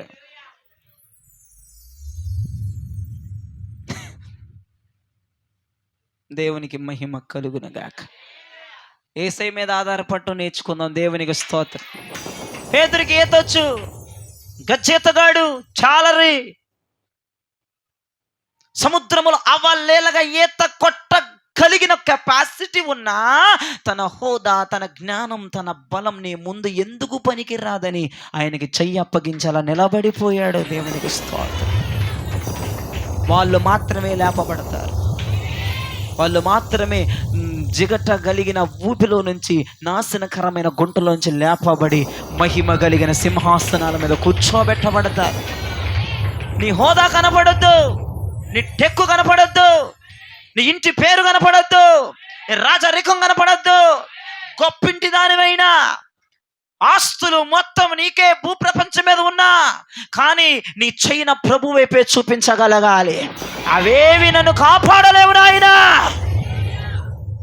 దేవునికి మహిమ కలుగునుగాక. నాశనకరమైన వారు ఈ పూట లేపబడుదురుగాక. నాశనకరమైన గుంటలోనికి వెళ్ళిపోతున్న వారు నీ చెయ్యి అందిస్తే గనక నేను లెగుస్తా, నేను లేచిపోతా, నేనే లెగుస్తా నా జ్ఞానం ద్వారా. నువ్వెందుకు ఆలోచిస్తున్నావు? ఏసై కుదిలే రాదు. ఒకళ్ళు ఆ గుంటలో పడిపోయి పైకి ఎక్కడానికి ట్రై చేస్తారు. అమ్మో లేగవో, నీ ఆలోచనలు మండిపోవునుగాక. ఆమె చెప్పరే మండిపోవద్దు నీ ఆలోచనలు, నీ ఆలోచనలు నాశనం అయిపోవునుగాక. శ్రమంలో ఎలా బయటపడాలో నువ్వు పెద్ద PhD లెవెల్లో ఆలోచించక్కర్లేదు. యేసయ్యా కాపాడమని చెప్పు. అడిగి ఫోన్ చెయ్య, ఇడికి ఫోన్ చెయ్య, ఇడికి చెయ్య, అడిగి ప్రార్థన మాత్రం చెయ్యి. నీ బలమంతా ఉపయోగిస్తాను. నేను ఫోన్ కొడితే ఇట్లా వస్తాయి అంటుంది ఒక స్వప్న. అది ఏమమ్మా వచ్చేది? సైతాన్ దాని. ఫోన్ కట్టకుండా దేవుని మీద ఆధారపడడం చేత కదా. నీ టెక్కులు చూపిస్తున్నావు కాబట్టి నువ్వు లేకలేకపోతున్నావు గుంటలో తెచ్చి. నీ టెక్కులు నీ షోయింగ్లు ఏం చూపించక్కర్లా. అమ్మా ఎంత పలుకుబడి ఉన్నా నువ్వు ఒక్క ఫోన్ కొడితే వచ్చి మొత్తం ఆర్థిక వ్యవస్థ అంతా నా కొంప ముందే ఉంటుంది తెలుసా అంటుంది ఇంకొక. అయ్యో అయ్యో, నువ్వు ఫోను కొట్టొద్దు, నీ టెక్కులు చూపిస్తే దేవునికి భయంకరమైన కోపం వచ్చేస్తుంది. సరే దేవుడు పలుకుబడి ఇచ్చాడు కాదంట్లా, ఉంచుకో, నీ దగ్గరే దాచుకోను, పెద్ద బిల్డప్ ఇవ్వక్కర్లేదు. పేతురుకి ఈత వచ్చినా వెనకే పడవందేటట్లుగా స్థాయిలో ఉన్న చెయ్యి చాపి నన్ను రక్షించు బోధకుడా, నన్ను రక్షించయ్యా. దేవుడు ఆశ్చర్యపోయి చెయ్యి పుచ్చుకొని పైకి లేపేశాడు. దేవుడికి స్తోత్రం. ఈడు ఈత వచ్చినోడు నన్ను రక్షించమంటాడు ఏంటంటే, అసలు నీ ముందు ఇదంతా ఎంత నాయన, మీరు నేర్పించిన ఈతయ్యా, మీ ముందే షోయింగ్ చేయకూడదు నేను. మీరిచ్చిన ధనం, మీరిచ్చిన భాగ్యం మీ ముందే హెచ్చులు చేయకూడదు నేను. మీరిచ్చిన పలుకుబడి నాయన. దేవునికి మహిమ కలుగునుగాక. ఈ రోజున నా దేవుడిని నా గుంటలో నుంచి లేపి నా దేవుడు నిన్ను మహిమ కలిగిన సింహాసనం మీద కూర్చోబెట్టునుగాక. హల్లెలూయా. యెషయా 66:2 చూడండి త్వరగా, ఇక ముగించేసి. 66:2. అవన్నీయు నా హస్తకృత్యములు, అవి నా వలన కలిగినవిని యెహోవా సెలవిచ్చుచున్నాడు. ఎవడు దీనుడై నలిగిన హృదయము గలవాడై నా మాట విని వణుకుచుండునో వానినే నేను దృష్టించుచున్నాను. దేవుడికి మహిమ. ఎవడు దీనుడో, ఎవడు తగ్గించవాడుంటాడో, ఎవడు అణిగి మరుగుంటాడో, ఎవడు అనుకూలంగా ఉంటాడో, నేను వాళ్ళనే చూస్తా. పొగరబోతులకి నాకు సంబంధము, శ్రమల్లో వాళ్ళ సొంత పెత్తనాలు చేసే వాళ్ళకి నాకు సంబంధము, మునిగిపోతున్నప్పుడు ఎవరెవరినో సహాయం కోరేవారితో నాకు సంబంధము. ఎవరితోనంట ఆయనకు సంబంధం? ఎవరిని చూసుకుంటాడంట? దీనులు. ఎవరు దీనులో, ఎవరు అణిగిమనుగుంటారో, ఎవరు ప్రతి విషయములో నాపై ఆధారపడతారో వాళ్ళని మాత్రమే చూసే దేవుడు అంట ఆయన. వాళ్ళనే చూసి వాళ్ళకే ఇస్తాడంట సింహాసనాన్ని. దేవునికి స్తోత్రం చెప్పండి. ఇంకా చూడండి లూకా సువార్త 18:14. లూకా శుభవార్త 18:14 చూడండి అమ్మా. అతని కంటే ఇతడు నీతిమంతుడుగా తీర్చబడి తన ఇంటికి వెళ్ళనని మీతో చెప్పుచున్నాను. తన్ను తాను హెచ్చించుకొని వాడు తగ్గింపబడుననియు, తన్ను తాను తగ్గించుకొని వాడు హెచ్చింపబడుననియు చెప్పెను. ఈ రోజు నువ్వు తగ్గించుకుంటే నా దేవుడు నిన్ను సింహాసనం మీద కూర్చోబెట్టి నీ పేరును కనపరుస్తాడు, నిన్ను కనపరుస్తాడు, నీ కుటుంబాన్ని కనపరుస్తాడు. ఈ భూమి మీద నీ కంటే ఎవడు గొప్పడు కాదన్నట్లుగా నా ప్రభు నిన్ను అభిషేకిస్తాడు. కానీ నీలో ఏర్పడవలసిన స్వభావం తగ్గింపు. నిన్ను ఎక్కడ దాకా హెచ్చిస్తాడంట? సింహాసనం దాకా. అబ్బో మామూలుగా కాదు. మళ్ళీ సగం హెచ్చించి మధ్యలో వదిలేడు, సింహాసనం మీద కూర్చోబెడతాడంటే వెళ్ళిపోయి. అక్కడ దాకా నువ్వు హెచ్చించబడాలంటే, నీ కుటుంబం అంతా సింహాసనం మీద కూర్చోవాలంటే, భూమి మీద నువ్వు భయంకరంగా గణపరచబడాలంటే, మనుషుల చేత, దేవుని చేత, పరిస్థితుల చేత నువ్వు గణపరచబడాలంటే నీలో రావాల్సినది మేజర్గా నువ్వు రావాల్సింది ఏంటంటే తగ్గింపు, దీనత్వం. హల్లెలూయా. యాకోబు పత్రిక 4:10 కూడా చూడండి అమ్మ ఒకసారి.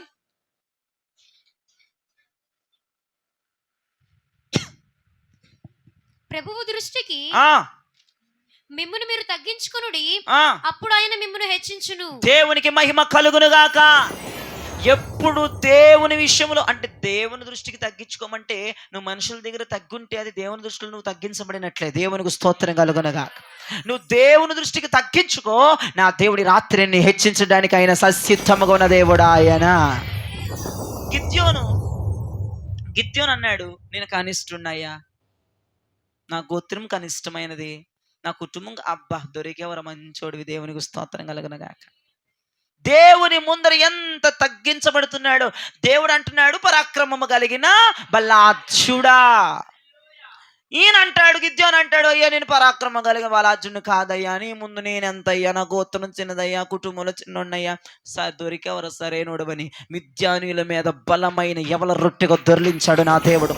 నేను అంటాను, నీ ద్వారా శత్రువు నశించాలంటే నా యేసయ్య దగ్గర తగ్గిపోవాలి, నా యేసయ్య దగ్గర లొంగిపోవాలి, నా యేసయ్య ఆలోచనతో లొంగిపోవాలి, నీవు తగ్గించుకోవాలి, నీవు దీనుడివైపోవాలి. అప్పుడే శత్రువుని జయించగలిగిన కృప నా దేవునికి ఇస్తాడు. గిద్యోను తగ్గించబడ్డాడు, గిద్యోను లోబడిపోయాడు. నా యేసయ్య గిద్యోను ఏమంటున్నాడు? పరాక్రమం కలిగిన, అవును నేను పరాక్రమం కలిగిన బలాఢ్యుడిని. ఎస్ అవును, నీకెలా తెలుసు అని అడగల. అన్నాడా? నిజంగా నీకెలా తెలిసిన పరాక్రమం గల బలార్జుడని కొంతమంది అంటారు ఇలాగా. ఎంత పొగిడినా కాదులేండి. మీరు నన్ను అలా పలకూడొద్దండి. నేను ఎంపిక లేనోడినండి. ఎందుకు పనికిరానోడినండి. నన్ను ఈ స్థాయికి చేర్చినోడిని కనపరచండి. ఎవరైనా నిన్ను పొగుడుతున్నప్పుడు వాళ్ళ మాటకు అడ్డొచ్చి నువ్వు ఈ మాట చెప్పగలగాలి. అర్థమైందా? నువ్వు చాలా బాగా పాటలు పాడుతున్నావంటే మెరుపు తీగను చూసారు ఇప్పుడే మీరు టక టక టక టక అట్టొచ్చిన ఎంత మెలికలు తిరిగిపోతావోనమ్మా. నాదేముందండి, ఏసై ఇచ్చిన కృప అండి అది. ఏసైకి స్తోత్రం చెప్పండి. గిజ్జా నువ్వు పరాక్రమం, ఎస్ నీ పరాక్రమ బలార్జును ఎవరు చెప్పారు? అవును, నీకు ఎలా తెలుసు? కొంతమంది బాగా పాడతానని నాకు తెలుసులే, పొగరెందుకు? సరే వాళ్ళు అన్నారు, దేవుని కృపమ్మా, దేవుడిచ్చిన ధనితమ్మా. అసలు నా వాయిస్ ఇలా లేదమ్మా, నా వాయిస్ ఇలా ఉండటానికి నా ప్రభు నా మీద చూపించిన కనికరం అమ్మా. ఆయన గనపరచుకోవడానికి ఆయన నా గొంతుని తెరిచాడమ్మా, నా కృపనిచ్చాడమ్మా. అబ్బా మీరు పరిచయం ఎంత బాగా చేస్తున్నారంటే నాదేం లేదండి, అది ప్రభు ఇచ్చిన కృప అండి. నువ్వు వాళ్ళ మాటకు అడ్డెళ్ళి చెప్పగలగాలి ఈ మాట. నువ్వు అడ్డెళ్ళి చెప్పకపోతే నువ్వు ఆ ఘనమైన దానికి పాత్రులుగా ఎంచబడుతున్నారు మీరు అక్కడ. ఏదో అది నీదే అన్నట్టుగా ఫీల్ అయిపోయి ఎక్కువగా డంభములు పోతున్నట్లుగా తెలుస్తుంది. నువ్వు వాళ్ళ మాటకు అడ్డెళ్ళిపోయి దేవుని కృపండి అని అనకపోతే ఆ పూర్తి ఘనత మీదకి నువ్వే అధికారం వహిస్తున్నావు అక్కడ. నువ్వు అర్థం చేసుకో. ఆ ఘనత ప్రభావం యేసయ్యకి వెళ్ళాలి, నీకు ఏ మాత్రం రాకూడదు. అర్థమైందా? అని మీరు భలే పాడతారండి, మీరు భలే మందిరానికి వస్తారండి, మీరు భలేగా పరిచయం చేస్తున్నారండి, మీరు భలే ఆశీర్వదించబడతారండి, మీరు భలే మాట్లాడుతున్నారండి, మీరు బాగా వాక్యాలు చెప్తున్నారండి, మీకు బాగా దేవుని జ్ఞానం కలిగి నడుస్తున్నాను. అదేమీ లేదమ్మా, ఆయన ఇచ్చిన కృపమ్మ. ఆయన కృప లేకపోతే అసలు నాకు ఇవి ఏమీ లేవమ్మా. ఈరోజు నా మాట నువ్వు మాట్లాడుతున్నప్పుడు నా దేవుడు నిన్ను వాడుకోవటం ప్రారంభిస్తాడు. ఈ రోజు నుంచి నువ్వు అంటే మదిలో ఉండి నువ్వు మాట్లాడు మాటలు, నీలో నువ్వు ఉండి మాట్లాడు మాటలు. ఎవరన్నా సరే నేను కనపరుస్తున్నప్పుడు థ్యాంక్స్ గట్రా చెప్పమాక, దేవుని కృపాని మందులో నువ్వు పలకాలి. ఎవరైనా నీలో ఉన్న మంచి గుణాలను బట్టి, నీ స్వభావాలను బట్టి, నీలో ఉన్న ప్రతి దానిని బట్టి నిన్ను గనపరుస్తున్నారు, పొగుడుతున్నారు అంటే వాళ్ళు పొగడటం గనపరచడం తప్పని చెప్పట్లా, నీవు దానిని రిసీవ్ చేసుకోవడం తప్పని చెప్తున్నా. రిసీవింగ్ నీకు కాదు, రిసీవింగ్ నీ ప్రభువుకి వెళ్ళాలి. అసలు ఇవేవి నీవు కాదన్నప్పుడు నువ్వెందుకు మెలికలు తిరుగుతున్నావు? గిద్యోను మెలికలు తిరిగిపోయాడా? నా కుటుంబం కనిష్టమైనది. ఏమయ్యో పరాక్రమము కలిగిన బలార్జుడని బాగానే అంటున్నావు, కానీ ఇజ్రాయేలు గోత్రాలలో 12 గోత్రాలు లాస్ట్ గోత్రం మాదే. ఇంకో విషయం చెప్పనా, పరాక్రమం కలిగిన బలార్జుడు అంటున్నావు, మా ఫ్యామిలీలో లాస్ట్ వాడిని, చిన్నోడిని నేనే. ఏంటయ్యా నువ్వు అన్న మాటకి నాకు సెట్ అవ్వదులేయ్యా అంటుంటే దేవుడు అన్నాడు, భలే దొరికెవరా నాకు. నీ తగ్గింపు నచ్చింది, నీ వినయం నచ్చింది, నీ విధేయత నచ్చింది. పరాక్రమం కలిగిన బలార్జుడు అంటే కాదని హ్యాట్సప్ చేయట్లేదు, ఆ మాటని స్వీకరించట్లేదు, అంగీకరించట్లేదు ఆ మాటని. యేసయ్య ముందు ఎవడండి పరాక్రమం కలిగిన బలార్జుడు? ఆయన వచ్చి నిలబడితే, ఒక ధీరుడు వచ్చి నిలబడితే, శూరుడు వచ్చి నిలబడితే ఆయన ముందు నేను పరాక్రమం కలిగిన బలార్జుడిని అని ఎవడు అనగలడు? తగ్గిపోయాడు. మిద్యానీయులు దండు మీదకి ఎవల రొట్టిగా దొర్లాడు, దెబ్బెమ్మడ పారిపోయాడు ఈ కనిష్ఠుడిని చూసి. హల్లెలూయా! ఎవరైనా కనిష్ఠుడిని చూసి పారిపోతారా? అతి తక్కువ వాడిని చూసి పారిపోతాడా? నా యేసే అన్నమాట నిజమే, పరాక్రమము కలిగిన బలార్జుడు గిజ్జోడు. హల్లెలూయా! పరాక్రమము కలిగిన బలార్జుడు కాబట్టే పారిపోయారు వాళ్ళు. కానీ నేను పరాక్రమము కలిగిన బలార్జుడిని కాదు అని యేసయ్య ముందు చూపించుకున్నాడు, శత్రువు ముందు చూపించలేదు. శత్రువుల ముందు నేను పరాక్రమము కలిగిన బలార్జుడిని కనుపరుచుకున్నాడు, అందుకే పారిపోయారు. యేసయ్య ముందు తన హోదా, తన దివిటి చూపించలా, తగ్గిపోయాడు. శత్రువు ముందు చూపించు నీ ఫోజులు, శత్రువు ముందు చూపించు నీ ప్రార్థనా బలం. అర్థమైంది? యేసయ్య ముందు కాదు నీ టెక్కులు. అపవాది ముందు చూపించు. అపవాది దగ్గర పిల్లి అయిపోతారు, దేవుని బిడ్డల దగ్గర ఏమో ఫుల్ అయిపోతారు. నువ్వు చేసే తప్పే అది. అపవాది ముందు రెచ్చిపోవాలి, పరిశుద్ధుల దగ్గర కాదు రెచ్చిపోయేది, సంఘాల్లో కాదు రెచ్చిపోయేది, అపవాది దగ్గర రెచ్చిపో. ఆడి దగ్గర చూపించు నీ శక్తి, నీ స్టామినా, నీ బలం, నీ కోద దెబ్బ పారిపోవాలి చూయిస్తే. రే నా ప్రార్థన బలం ఏందనుకున్నావు? ఏసై ముందు దీనుడుగా ఉంటున్నాను అనుకుంటున్నావు, ఎగస్టాలు చేస్తున్నావు అపవాదిని. ప్రార్థనలో కూర్చొని చివాట్లు ఒవాట్లు పెట్టాలి నువ్వు. వాడు ఎందుకు నీ మీద ఏలుబడి చేస్తున్నాడు? నువ్వు వాడి దగ్గర ఎందుకు పరాక్రమం కలిగిన బలాజ్జుల వలె నువ్వు ఎందుకు వాడి దగ్గర ఉండలేకపోతున్నావు? తగ్గుండమంటే అన్నిటి దగ్గర అందరి దగ్గర తగ్గుండకూడదండి. అపవాది ముందు రెచ్చిపోవడం నేర్చుకోవాలి. దావీదులాగా దేవునికి మహిమ కలుగునగాక. ఏమండి, దావీదు అంటే తండ్రి దగ్గర తగ్గాలి కాబట్టి తగ్గాడు, అన్నల దగ్గర తగ్గాడు కాబట్టి తగ్గాడు, రాజు దగ్గర తగ్గాలి కాబట్టి తగ్గాడు. ఆయన చూసినప్పుడు రెచ్చిపోయాడు. అది నేర్చుకోండి. ఒక క్రైస్తవ విశ్వాసం యొక్క నగ్న సత్యాలు ఇవి. ఎక్కడ తగ్గాలో, ఎక్కడ నెగ్గాలో మనం నేర్చుకోవాలి. ఎక్కడ తగ్గుండాలో, ఎక్కడ మనం హెచ్చించబడి ఉండాలో మనం నేర్చుకోవాలి. మనం అపవాది దగ్గర రెచ్చిపోయి మీదకి వెళ్ళిపోవాలి. వాడి మీదకి అర్థమైంది? అక్కడ చూపించి నీ ప్రార్థన, అక్కడ చూపించి నీ పరిశుద్ధత, ఆడి దగ్గర చూపించి నీ యథార్థత, ఆడి దగ్గర తిని ఆయుధాలు. దేవునికి స్తోత్రం కలుగునగాక, దేవునికి మహిమ కలుగునగాక. ఇక చివరిగా ఒక మాట చెప్పి నేను ముగిస్తాను. దావీదు గారికి దేవుడు చెప్తున్న మాట 2వ సమూయేలు పుస్తకం 7వ అధ్యాయం 18వ వచనం చూడండి. 2వ సమూయేలు పుస్తకం 7వ అధ్యాయం 18వ వచనం. దావీదు రాజు లోపల ప్రవేశించి యెహోవా సన్నిధిని కూర్చుండి ఇలాగున మనవి చేసెను, నా ప్రభువా యెహోవా, ఇంతగా నీవు నన్ను హెచ్చించుటకు నేనెంతటి వాడను. దేవునికి మహిమ కలుగును గాక. యేసయ్యతో దావీదు అంటున్న మాట, అయ్యా నా కుటుంబాన్ని నువ్వు ఇంతగా హెచ్చించావు, నేను ఎంతటోన్నయ్యా. దావీదా, గొలియాతుని జయించినాడు దావీదా. నువ్వు మాట్లాడే మాటది కాదు నాయనా. రాజులకే వేలు, నీకు 10,000 నాయనా. కానీ యేసయ్య ముందు ఏం మాట్లాడుతున్నాడు దావీదు? అయ్యా నేను ఎంతటోన్నయ్యా. దేవునికి స్తోత్రం. ఇదే యాటిట్యూడ్ గొలియాతు దగ్గర చూపించాడా? నా సత్తా ఏంటో ప్రతాపమైన చూపిస్తాను, ఎరగబడిపోయాడు. కానీ యేసయ్య దగ్గర అంటున్నాడు, నేను ఎంతటోన్నయ్యా. దేవునికి మహిమ కలుగును గాక. అనికి మనకుండడం నేర్చుకో. అక్కడ ఒక మంచి మాట చూడండి, నేను ఎంతటోనని నన్ను హెచ్చించావు అన్నాడు. అంటే దేవుడు దావీదుని హెచ్చించాడండి.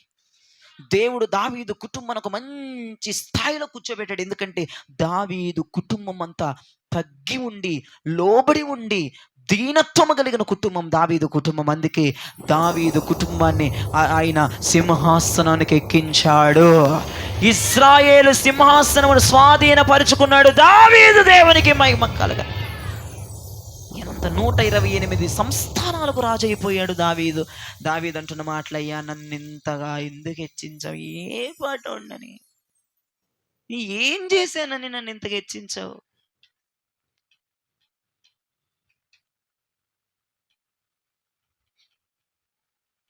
ఒకసారి జ్ఞాపకం చేసుకుందామా? నువ్వు ఎక్కడ తగ్గి లేకుండా ఉన్నావు ఈరోజు, ఈ రాత్రి అందరి దగ్గర తగ్గిపోదామా? మనుషుల దగ్గర తగ్గిపోదామా? ఇతరితర వారి దగ్గర తగ్గిపోదామా? పరిశుద్ధుల దగ్గర తగ్గిపోదామా?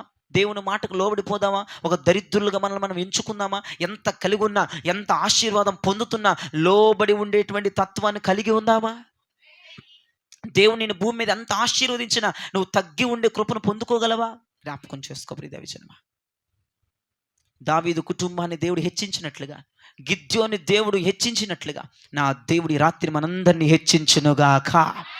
మనందరినీ దేవుడు ఆశీర్వదించునుగాక. హల్లెలూయా. మొదటి మాట, శ్రమ అనుభవించిన వాడికే సింహాసనం. చెప్పండి ఒకసారి గట్టిగా.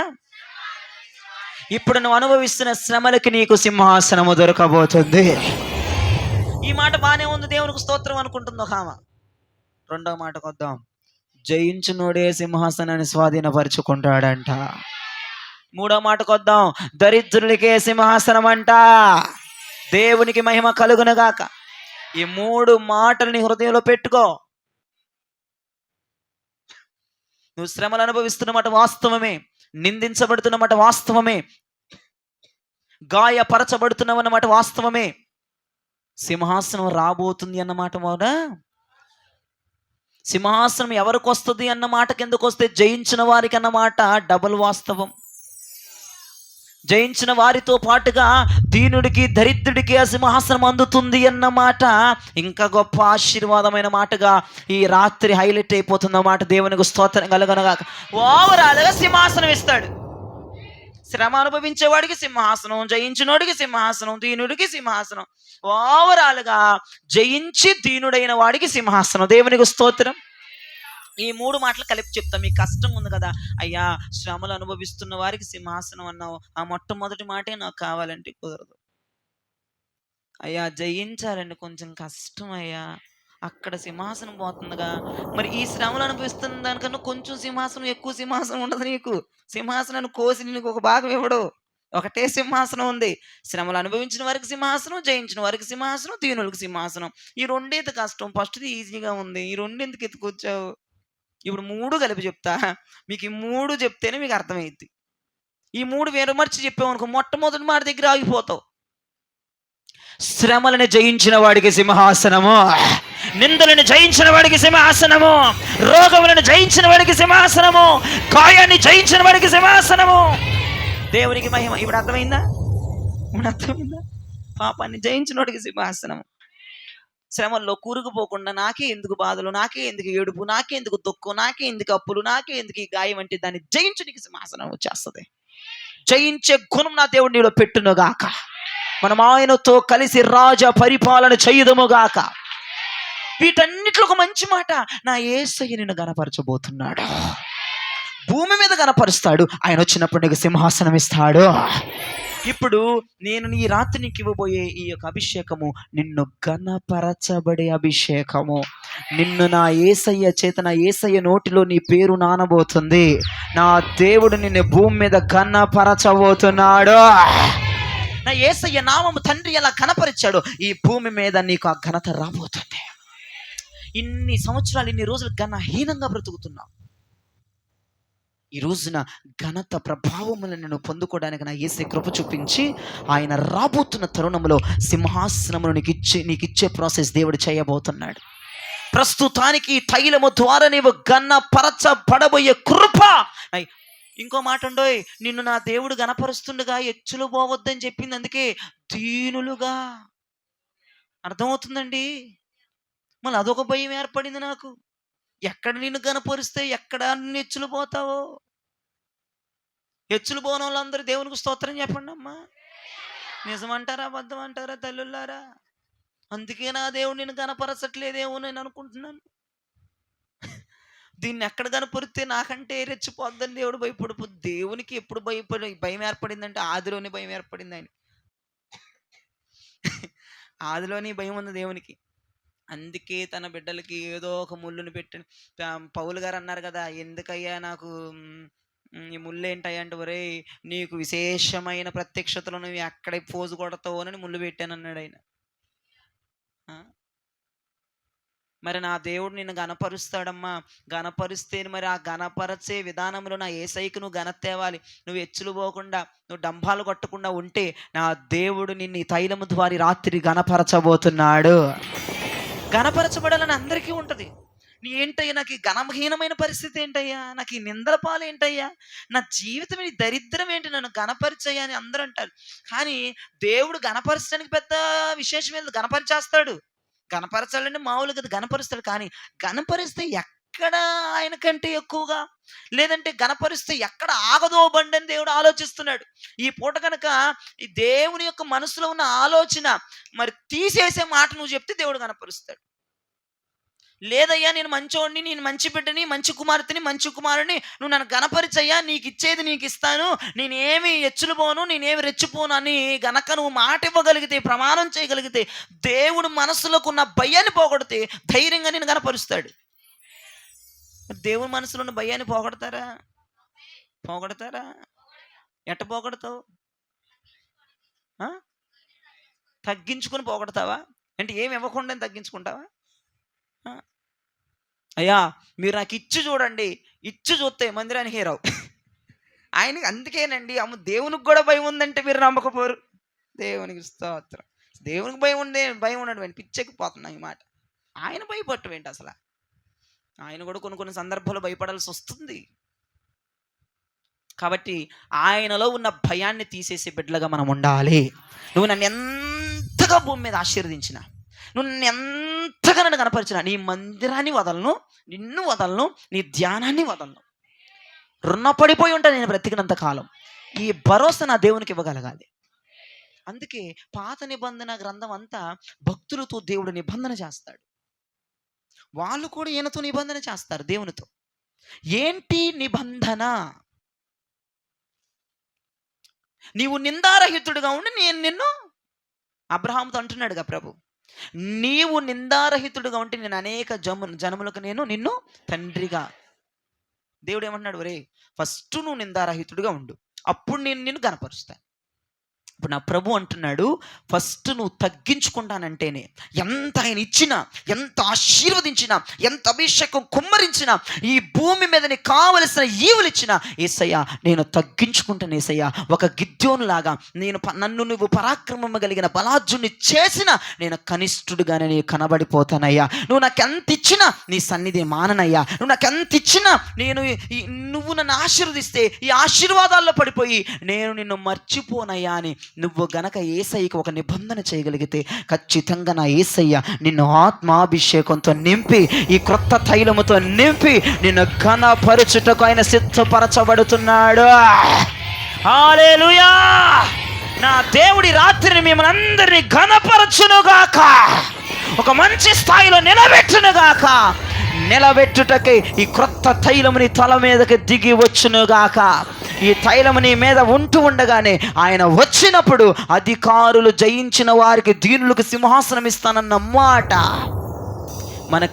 మన కోసము ఆయన సింహాసనాన్ని ఆయన సిద్ధపరచబోతున్నాడు.